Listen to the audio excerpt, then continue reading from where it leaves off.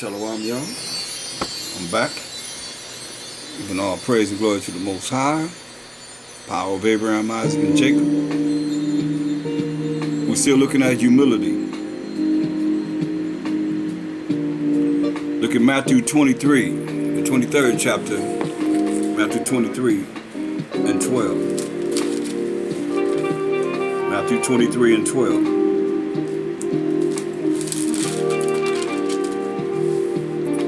And whosoever shall exalt himself shall be abased. And he that shall humble himself shall be exalted. You hear that? That's what my second H.O.I telling us. So, you exalt yourself, you want a reputation in hell, you're going to be brought down. But if you humble yourself, you're going to be exalted. That's what he's saying.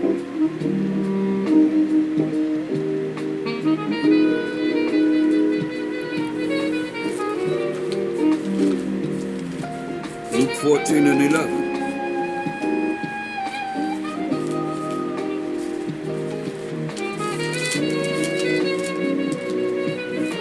For whosoever exalted himself shall be abased, or be brought down low. And he that humbled himself shall be exalted.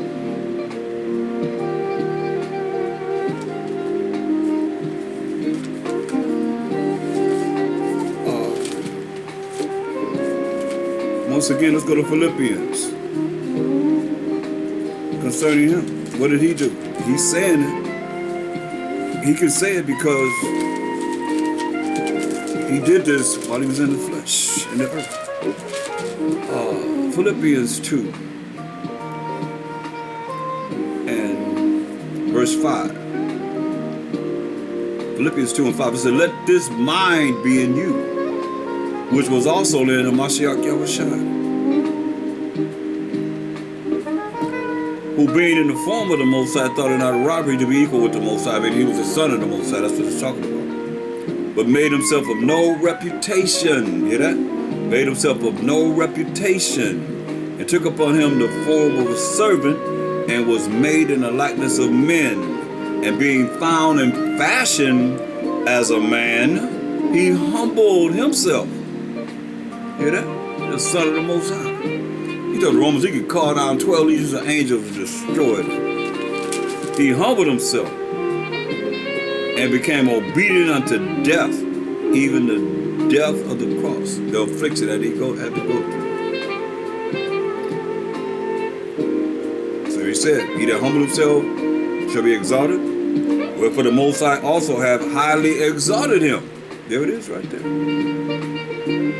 And given him a name which is above every name. At the name of a Mashiach, every knee shall bow, of things in heaven and in things in earth and things under the earth. And that every tongue should confess that a Mashiach is the power, our master, to the glory of the Most High, the Father. See? Said, wherefore, my beloved, as ye have always obeyed, not as in my presence only, not when the book is open and you're being taught. It said, work out your own salvation. Work out your own salvation with fear in the Most High, and trembling. That's fear of the Most High. It said, with fear and trembling.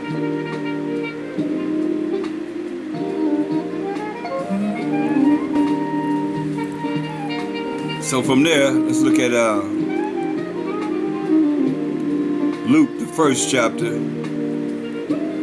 Luke, the first chapter, and verse 52. Luke 1:52. Luke 1 and 52. He had put down the mighty from their seats, from their powers and authority, and exalted them of a low degree. Hear that? Exalted them of having humility. I mean, Esau's the end of the world, and those that are humble of Jacob gonna be in that following.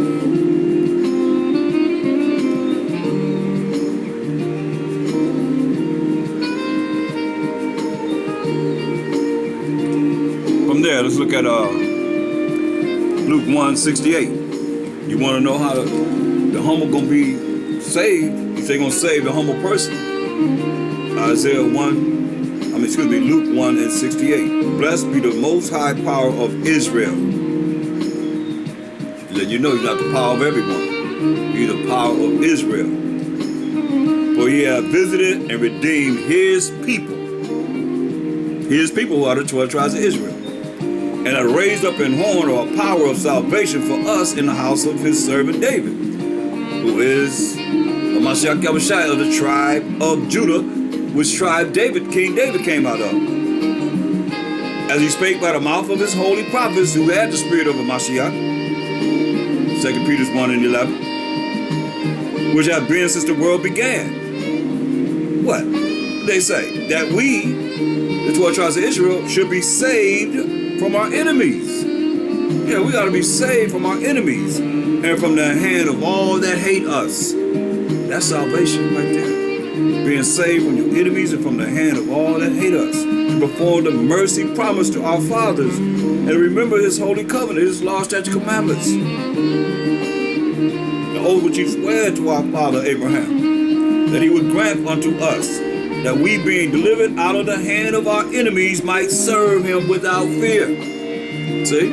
We got to be delivered out of the hand of our enemies. And we can serve the Most High without fear. In holiness and righteousness before him all the days of our life. Woo. It's powerful. So from there, let's look at Luke 18. Luke the 18th chapter. And Luke 18:13.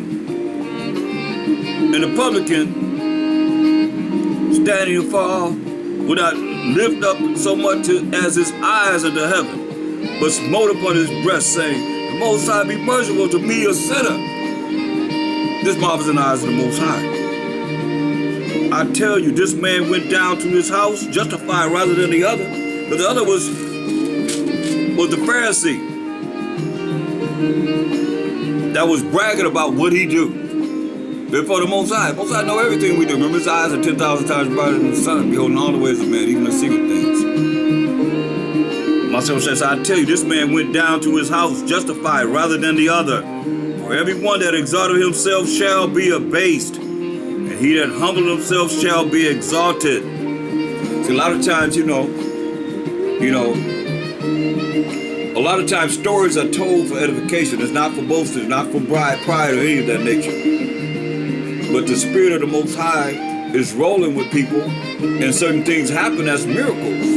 You hear that, then all they bragging, no. That's just a story that you're telling to help to make your faith strong. Hope you understand that.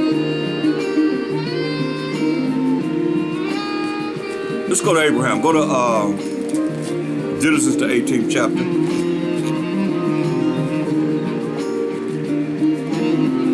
Genesis 18.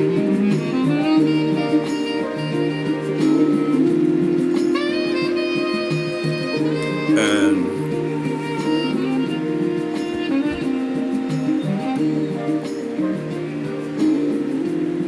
this one, Abraham was praying for those in Sodom and Gomorrah. And the Most High said,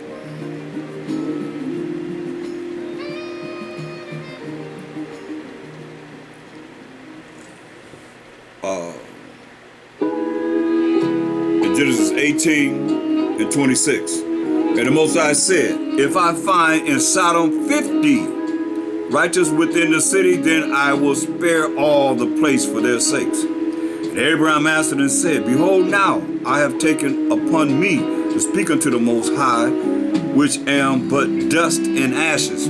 That's humility. He's dust and ashes. I am but dust and ashes.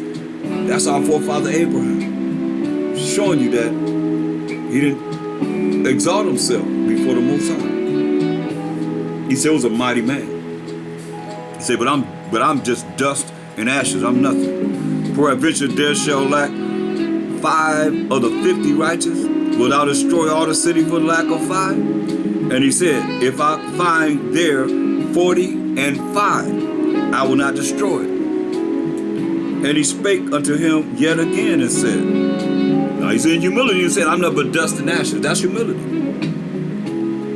Peradventure, perhaps, there shall be 40 found there. And he said, I will not do it for 40's sake. You can find 40 righteous people in Sodom and Gomorrah. He said, I won't destroy it. And he said unto him, oh, let not the Most High be angry, and I will speak. Peradventure, perhaps, there shall 30 be found there. And he said, I will not do it if I find 30 there. And he said, behold, now I have taken upon me to speak unto the Most High. Peradventure, which means perhaps, there shall be 20 found there. And he said, I will not destroy it for 20's sake. And he said, oh, let not the Most High be angry, and I will speak yet but this once. You see how he said he's nothing but dust and ashes. So he's asking him, say, don't be angry. Let me speak again. Peradventure, which is perhaps 10. He's down to 10. From 50 all the way down to 10 shall be found there. And he said, I will not destroy it for 10's sake. Mind you, you got people there.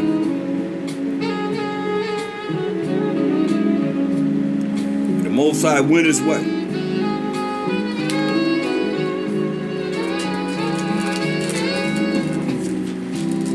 As soon as he had left communing with Abraham, and Abraham returned into his place. And there came 2 angels to destroy Sodom and Gomorrah. Only took 2 angels to destroy them. That's how powerful the Most High is. Look at Jacob. Genesis, the 32nd chapter. Our forefather Jacob. Genesis 32 and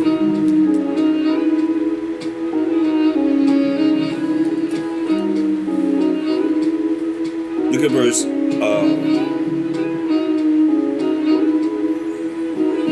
he's concerned about meeting Esau because Esau had made this vow. Let me show you the vow Esau made. Bear with me because I'm trying to wield a new sword.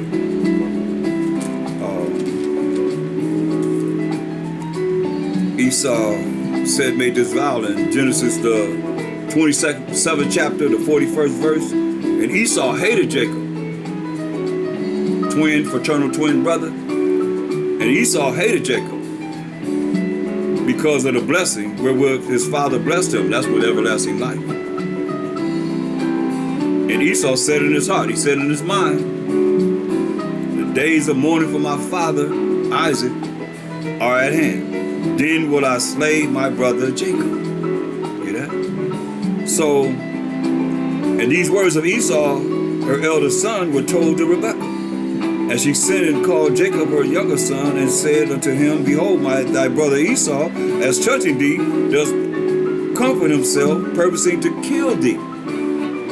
Now therefore, my son, obey my voice, and arise, flee thou to Laban, my brother, to Haran. So Jacob went to Haran and married 4 women.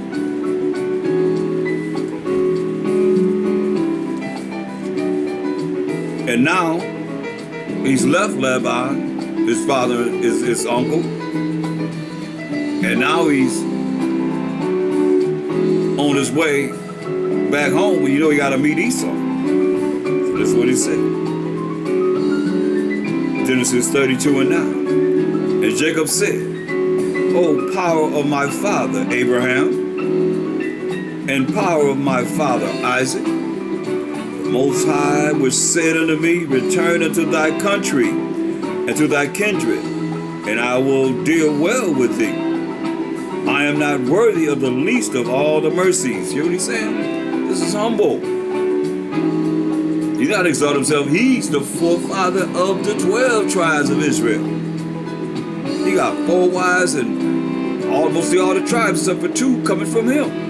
His lords. He said, I am not worthy of the least of all the mercies and of all the truth which thou hast shown unto thy servant.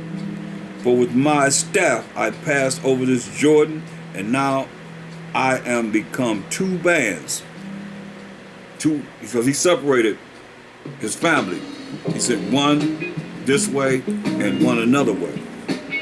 Deliver me, I pray thee, from the hand of my brother, from the hand of Esau, for I fear him, lest he will come and smite me, come and kill me, and the mother with the children. And thou saidst, I will surely do thee good, and make thy seed as the sand of the sea, which cannot be numbered for multitude. So, when he met Esau,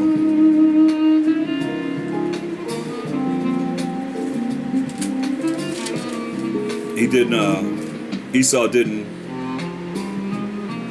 do anything to him. He let him go, but Esau made that vow. And that's why you see what's happening now happen with his generation of siblings and his lineage. Because it tells you in Ezekiel, the 35th chapter,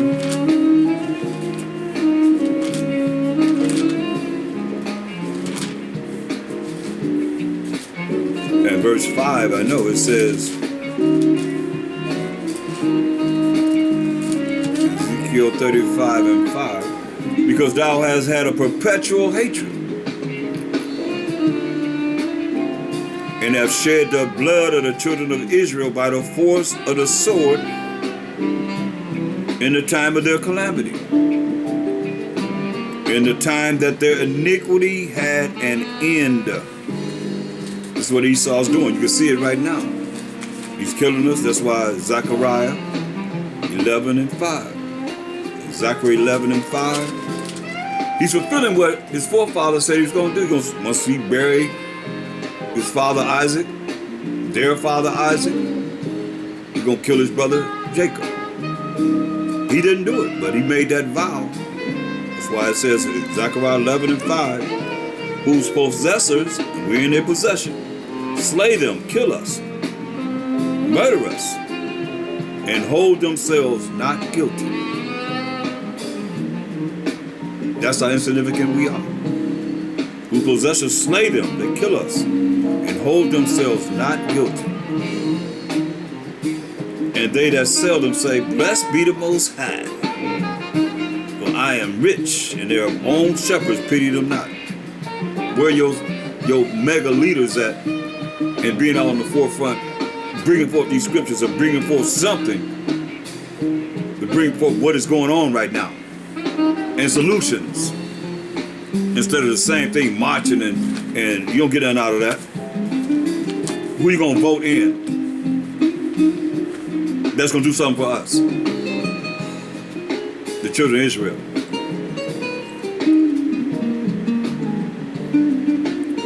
Really.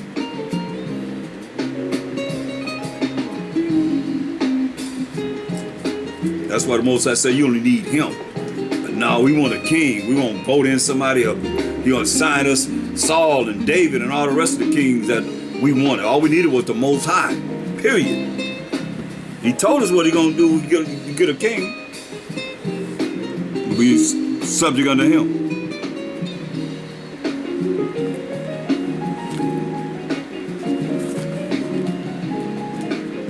More so than to the Most High. That's why people, they under the shadow of Egypt right now, looking for the government to bail them out one way or another.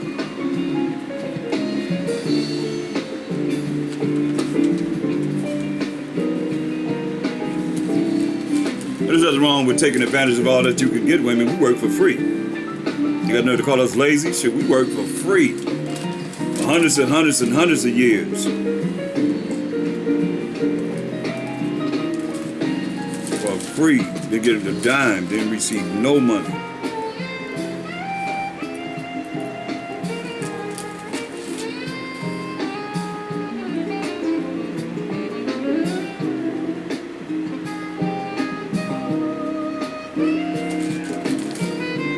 Look at go to Exodus the 3rd chapter. This when the Most High sent the angel of the Most High, the Spirit of the Most High, which is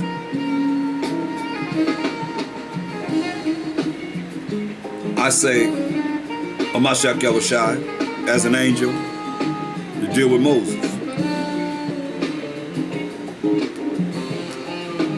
Look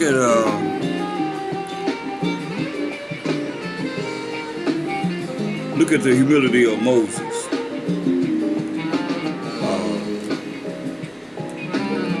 Moses told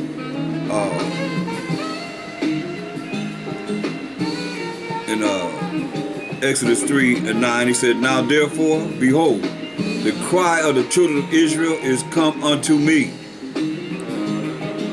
This is when he sent Moses to deliver us. He said, "The cry of the children of Israel is come unto me, and I have also seen the oppression wherewith the Egyptian oppressed them." Like he's seeing the oppression of these modern day Egyptians oppress us, the Edomites, and all other nations that's joined with them to oppress the children of Israel. But first and foremost, he said, "Now therefore, behold, the cry of the children of Israel is come unto me." This is very important. You want a solution? It's it right here. You humble, you're not prideful, you cry unto the Most High for the oppression of our people, even though it don't affect you. That's so high and mighty and righteous. You still humble yourself before the Most High and cry unto the Most High. "Now therefore, behold, the cry of the children of Israel is come unto me, and I have also seen the oppression wherewith the Egyptians oppressed them." You heard what the Edomites said.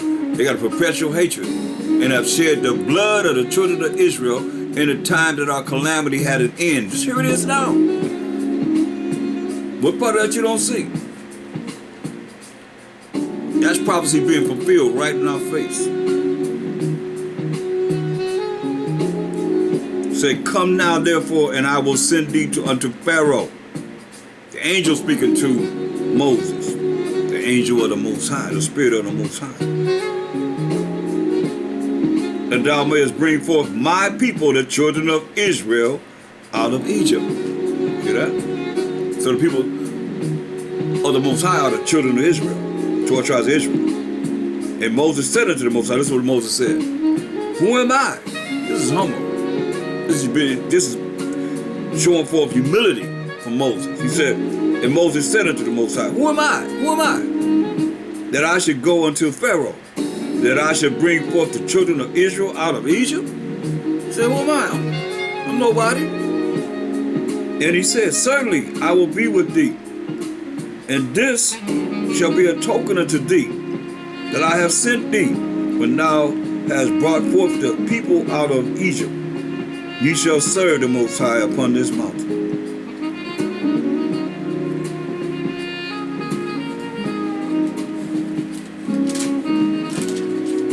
Look at Exodus 4.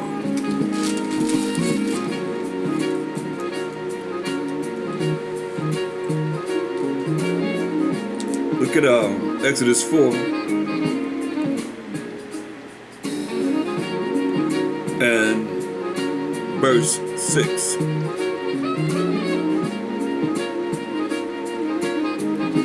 Okay, let's look at Exodus 4 and verse 4. "And the Most High said unto Moses, Put forth thine hand, and take it by the tail, the serpent. And he put forth his hand and caught it, and it became a rod in his hand."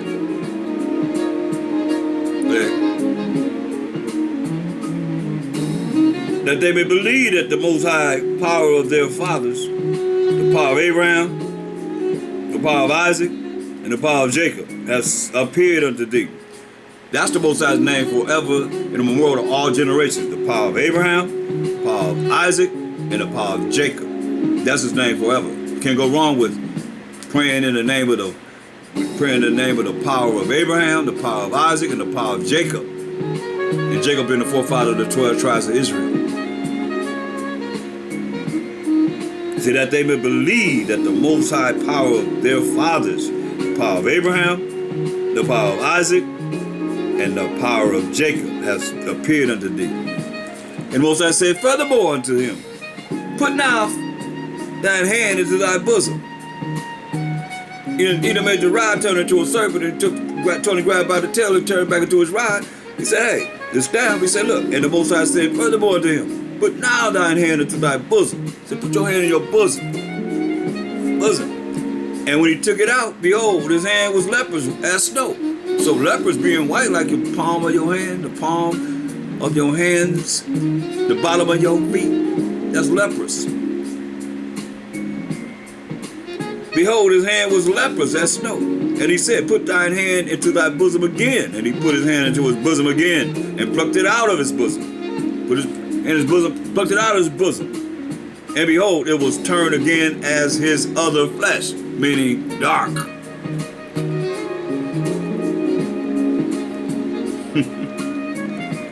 And it shall come to pass, if they will not believe thee, neither hearken to the voice of the first sign. He throw his rod down and turn to a serpent. He grab it by the tail and turn back to his rod.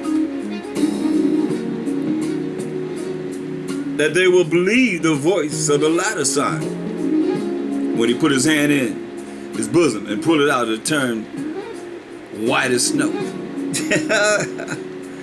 And it shall come to pass, if they will not believe also these two signs, neither hearken unto thy voice, that thou shalt take of the water of the river and pour it upon the dry land. Take the water and pour it upon the dry land. And the water which thou takest out of the river shall become blood upon the dry land. Say, take the water out of the river and pour it on the ground, it shall become blood. And Moses said unto the Most High, O my power, I am not eloquent, neither heretofore, nor since thou hast spoken unto thy servant, but I am slow of speech and of a slow tongue, meaning he stuttered.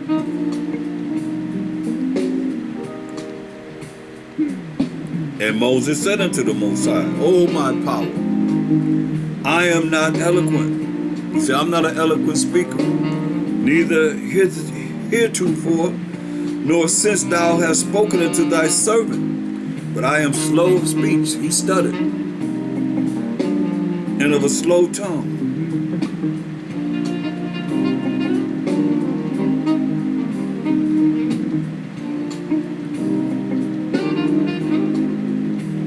And the Most High said unto him, who has made man's mouth? Who made your mouth? Or who maketh the dumb? Who maketh the dumb? Or deaf?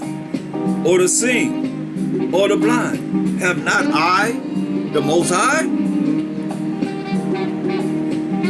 Now therefore go, and I will be with thy mouth, and teach thee what thou shalt say. And he said, O my power, send, I pray thee, by the hand of him whom thou wilt send. And the anger of the Most High was kindled against Moses. And he said, is not Aaron the Levite thy brother? I know that he can speak well. And also, behold, he cometh forth to meet thee. And when he seeth thee, he will be glad in his heart. He will be glad in his mind to see you. So ain't Aaron your brother? He coming to meet you. He gonna be glad to see you. And thou shalt speak unto him, and put words in his mouth. And I will be with thy mouth, and with his mouth, and will teach you what ye shall say, what you shall do. And he shall be thy spokesman unto the people. And he shall be, even he shall be to thee instead of a mouth, and thou shalt be to him instead of the Most High. And And thou shalt take this rod in thine hand, wherewith thou shalt do signs. And Moses went and returned to Jethro his father-in-law, and said unto him, Let me go, I pray thee, and return unto my brethren which are in Egypt, and see whether they be yet alive. And Jethro said to Moses, Go in peace. Go in peace. So this is Moses from that point going to deliver we the children of Israel. And he allowed, through the power of the Most High, Aaron to speak for him, because he stuttered.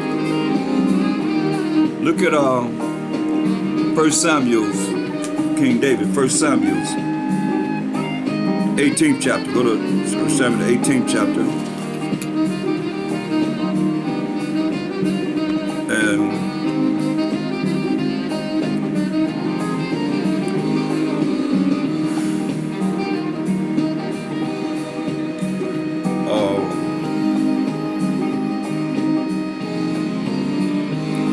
First Samuel's 18th chapter, and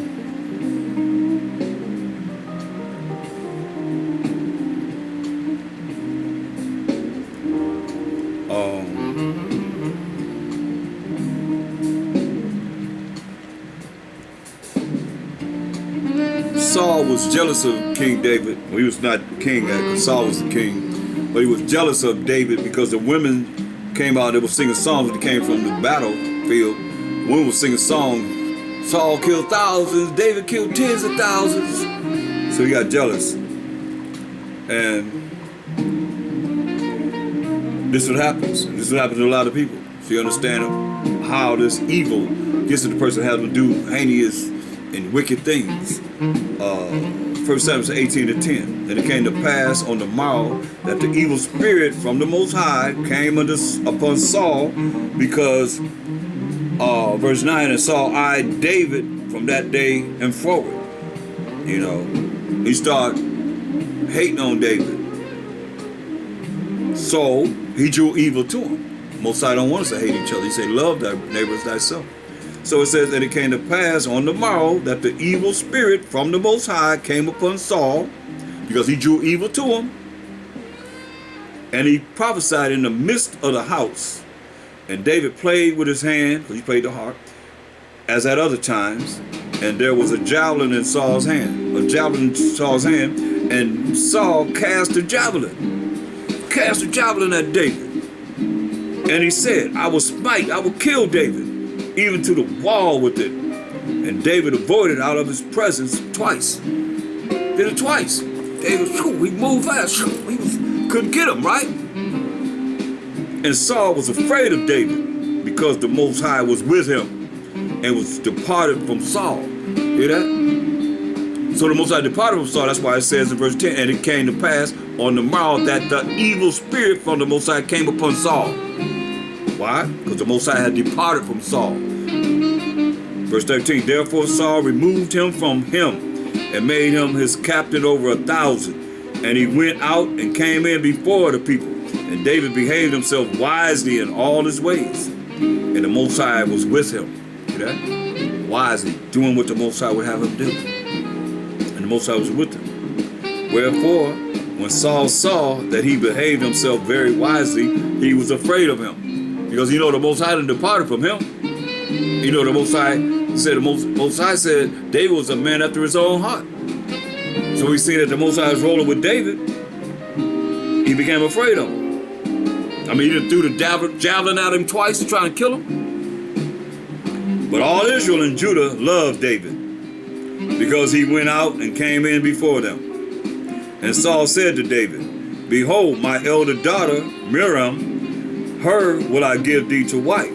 Only be thou valiant for me, and fight the Most High's battles. For Saul said, let not mine hand be upon him, but let the hand of the Philistines be upon him. Say, I'm not going to kill him. Let my hands kill him. Let the Philistines kill him. Put him out in the front of the battle. Go out there and fight the wars for Israel. And David said unto Saul, who am I? This is humility. David said unto Saul, who am I? And what is my life?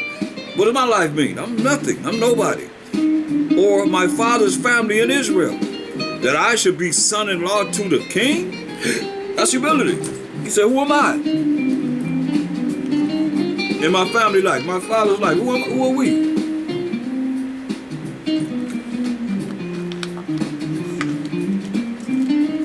That I should be son-in-law to the king? But it came to pass at the time when Merab, Saul's daughter, should have been given to David, that she was given unto Adriel, the Metholatite, to wife. And Michal, Saul's daughter, loved David, and they told Saul, and the thing pleased him. And Saul said, look what Saul said. Remember, the Most High didn't departed from him. The evil spirit of the Most High dealing with him, since he drew evil to him. Listen to what he said. And Saul said, I will give him her. I'll give him Michal, that she may be a snare to him. See, some women, you know, they could be a trap to you, brothers. He said, hey, that she should be a snare to him, and that the hand of the Philistines may be against him. Wherefore Saul said to David, thou shalt this day be my son-in-law in the one of the twain. And Saul commanded his servants, saying, commune with David secretly, and say, behold, the king hath delighted in thee, and all his servants love thee. Now therefore be the king's son-in-law. He want to give his daughter Michal to King David. And Saul's servants spake those words in the ears of David. And David said, seemeth it to you a light thing to be a king's son-in-law, saying that I am a poor man and lightly esteemed? So I'm a poor man, I'm nobody. That's humility.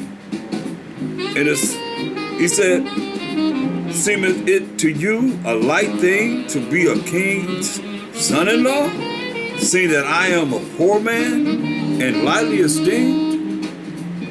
And the servants of Saul told him, saying, on this matter spake David. And Saul said, thus shall ye say to David, king desireth not any dowry. He don't want any dowry because he don't get 50 shekels for the daughters.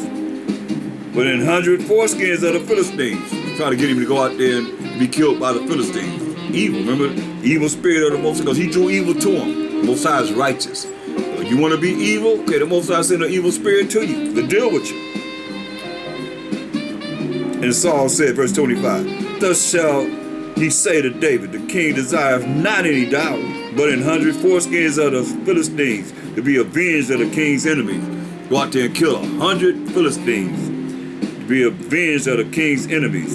But Saul thought to make David fall, or fall, meaning thought he would die by the hand of the Philistines. Thought the Philistines gonna kill him. And when his servants told David these words, it pleased David well to be the king's son-in-law, and the days were not expired. Wherefore David arose and went, he and his men, and slew of the Philistines 200 men, not 100, but 200 men. And David brought their foreskins, and they gave them in full tale to the king, that he might be the king's son-in-law. And Saul gave him Michal, his daughter, to wife. And Saul saw and knew that that the Most High was with David, and that Michal, Saul's daughter, loved him. Saul was yet the more afraid of David, and Saul became David's enemy continually. Then the princes of the Philistines went forth. It came to pass after they went forth that David behaved himself more wisely than all the servants of Saul, so that his name was much said by, meaning people started to recognize King David on a high scale. But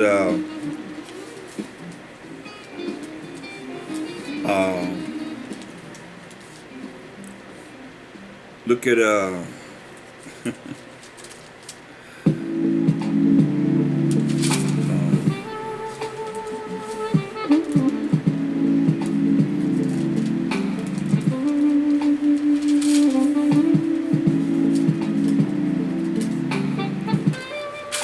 want to show you something now.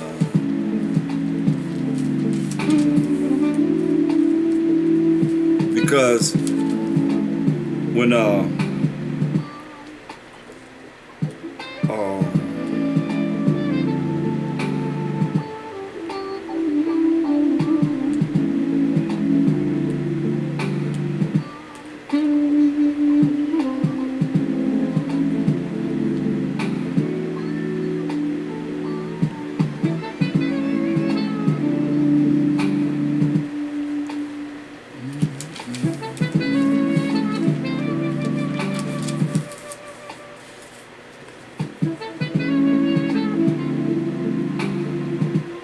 at go to chapter 23. 1 Samuel's chapter 23.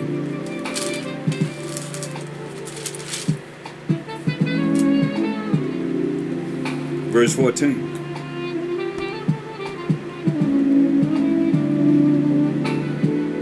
1 Samuel 23 and verse 14. And David abode in the wilderness, in strongholds, and remained in the mountain in the wilderness of Ziph. And Saul sought him every day, but the Most High delivered him not into his hand.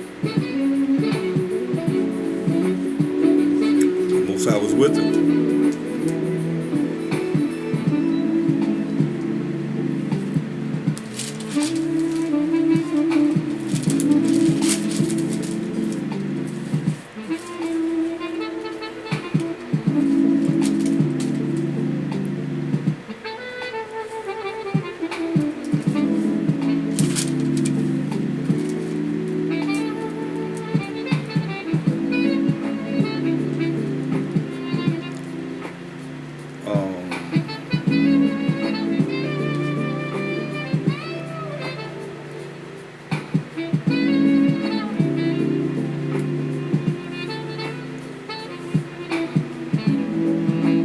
There's a story of about Abigail, how her husband Nabal,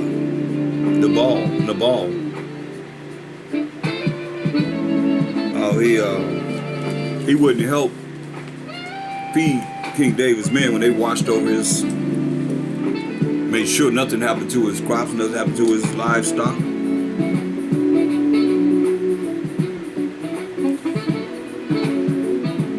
And so David was going to kill him. And so 1 Samuel 25 and 41. Let's read verse 40. And when the servants of David were come to Abigail, to Carmel, they spake unto her, saying, David sent us unto thee to take thee to him to wife. And she arose and bowed herself on her face.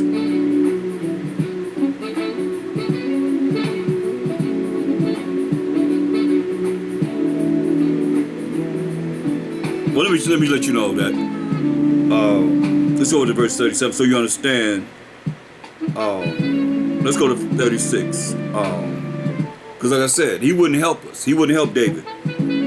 After David had watched over his flock, made sure nobody, mess with his flock. So he needed some food. Say, hey, give me some food. He wouldn't do it. So 1 Samuel 25 and 36. It said, and Abigail came to Nabal as her husband. And behold, he held a feast in his house, like the feast of a king.